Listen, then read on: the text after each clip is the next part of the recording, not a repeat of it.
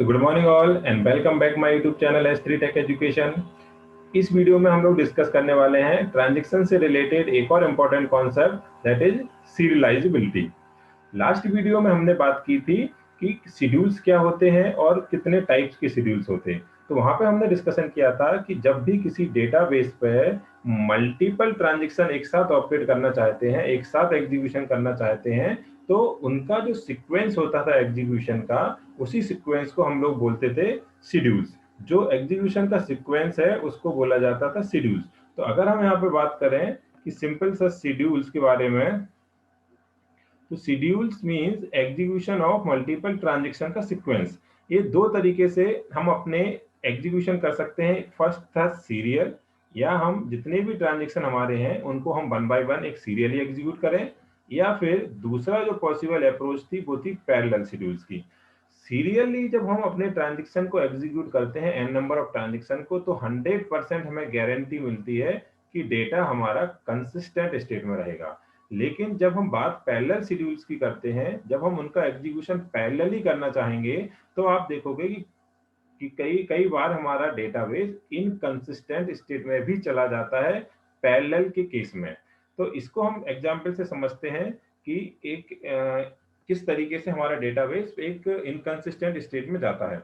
तो अगर हम यहाँ पे सीरियलाइजेबिलिटी की बात करें, तो सीरियलाइजेबिलिटी सिंपल सा एक कॉन्सेप्ट है जो ये इंश्योर करेगा कि क्या हमारा डेटा इनकंसिस्टेंट स्टेट में जाएगा या नहीं जाएगा। क्योंकि इसमें हमें गारंटी है, ये जो हमारा सीरियल शेड्यूल है ये गारंटी देता है हमारा कि हमारा डेटाबेस हमेशा कंसिस्टेंट स्टेट में रहेगा। तो अगर हम किसी पैरेलल शेड्यूल को किसी सीरियल शेड्यूल के इक्विवेलेंट कन्वर्ट कर सकते हैं क्या? अगर कर सकते हैं तो हम बोल सकते हैं कि हमारा पैरेलल शेड्यूल भी ये गारंटी देगा कि हमारा डेटाबेस हमेशा एक कंसिस्टेंट स्टेट में रहेगा। सो एक टर्म यहाँ पे मिलेगी सीरियलाइजेबल। सीरियलाइजेबल का सिंपल सा कॉन्सेप्ट है कि अगर हमारा कोई भी शेड्यूल अगर किसी सीरियल शेड्यूल के इक्विवेलेंट कन्वर्ट हो जाता है या उसके इक्विवेलेंट है, उसका क्लोन अगर हम तैयार करें, तो हम बोल सकते हैं वो शेड्यूल हमारा कैसा है, सीरियलाइजेबल शेड्यूल है। और अगर कोई भी शेड्यूल सीरियलाइजेबल है, इसका मतलब है कि वो हमें गारंटी देगा कि वो शेड्यूल हमेशा कंसिस्टेंट स्टेट में डेटा को रखेगा। तो सिंपल सीरियलाइजेबिलिटी की अगर बात करें, तो ये सीरियलाइजेबल चेक करने के लिए एक सिंपल सा कॉन्सेप्ट है। अब इसको एग्जाम्पल से थोड़ा सा और इसको हम समझते हैं इस कॉन्सेप्ट को, सीरियलाइजेबिलिटी को। सपोज हमारे पास दो ट्रांजैक्शन है। ओके, हमारे पास सपोज दो ट्रांजैक्शन है। एक शेड्यूल है S1 जिसे हमने देखा था, T1 और T2 दो ट्रांजैक्शन है। इसमें पहले सपोज इन ट्रांजैक्शन का अगर एग्जीक्यूशन देखें, पहले एक रीड करना चाहता है, फिर ये राइट ऑपरेशन परफॉर्म करना चाहता है। सेम इसने भी रीड करना है और T2 को भी क्या करना है, राइट करना है। इसको हम बहुत अच्छे से समझते हैं कि सीरियल शेड्यूल है और इसका एग्जीक्यूशन किस पैटर्न में हो रहा है, T1 से T2 में। T1 से T2 की तरफ इसका एग्जीक्यूशन होता है। एक सीरियल शेड्यूल है। और अपन ने अभी बात की, जब भी कोई शेड्यूल सीरियल शेड्यूल है, मतलब वो 100% इंश्योर करेगा कि वो हमेशा डेटा को कंसिस्टेंट स्टेट में रखेगा। लेकिन अगर हम एक दूसरा शेड्यूल बनाते हैं जो पैरेलल शेड्यूल है, T1 से T2 की दो है। सपोज इसने R1 किया, फिर इसने भी रीड किया, फिर इसने राइट ऑपरेशन परफॉर्म किया, और फिर इसने क्या किया, राइट ऑपरेशन परफॉर्म किया। आप यहाँ पे देखोगे कि ये S2 क्या है, एक हमारा S2 एक क्या है, पैरेलल शेड्यूल है। और पैरेलल शेड्यूल अगर है तो अब हमें इसमें ये चेक करना पड़ेगा कि क्या ये कंसिस्टेंट स्टेट में रहेगा या नहीं रहेगा। तो इसी को चेक करने का सिंपल सा तरीका है कि क्या हमारा S2 जो हमारा S2 है, अगर ये शेड्यूल किसी सीरियल शेड्यूल के इक्विवेलेंट हो जाता है। फिर से समझेंगे, जो हमारा S2 एक पैरेलल शेड्यूल है, अगर ये शेड्यूल किसी सीरियल के इक्विवेलेंट हम इसको कन्वर्ट कर दें, तो हम बोल सकते हैं कि ये हमेशा कंसिस्टेंट स्टेट में रहेगा। तो सीरियलाइजेबल शेड्यूल वो शेड्यूल्स होते हैं जिनको हम किसी सीरियल शेड्यूल के इक्विवेलेंट कर दें। तो अगर यहाँ पे हमारे दो ट्रांजैक्शन है, तो इनका दो ट्रांजैक्शन का जो सीक्वेंस बन सकता है वो या तो T1 और T2 बन सकता है, या T2 से T1 बन सकता है।